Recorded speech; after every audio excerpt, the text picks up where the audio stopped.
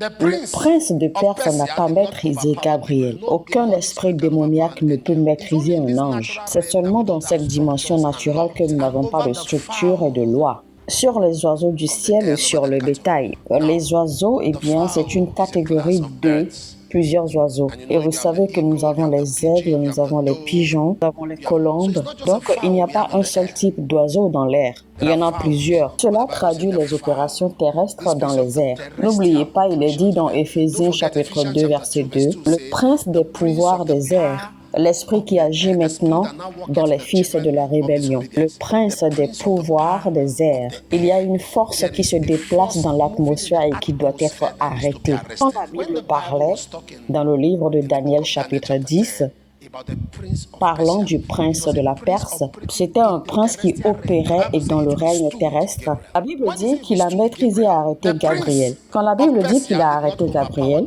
le prince de Perse n'a pas maîtrisé Gabriel.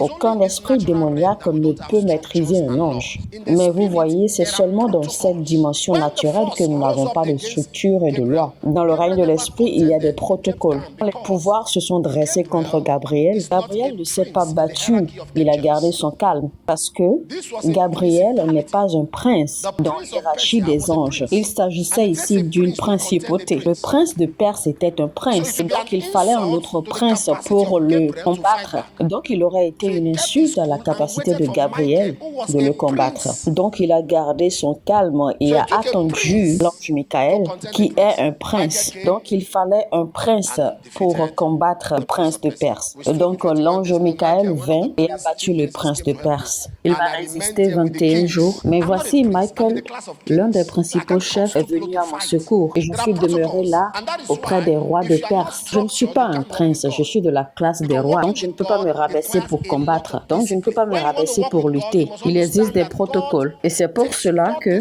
si tu n'es pas structuré, tu ne peux pas marcher avec Dieu. Parce que marcher avec Dieu demande beaucoup de discipline. Quand tu veux marcher avec Dieu, tu dois pouvoir comprendre que Dieu te prend en propriété. Il est l'alpha et l'oméga. Il est le commencement et la fin. Dieu ne te rejoint pas au milieu. S'il n'est pas l'alpha, il ne peut pas être l'oméga. Donc, quiconque n'est pas prêt à fonctionner avec les protocoles de Dieu devient une victime. Vous devez comprendre cela. Il y a les protocoles.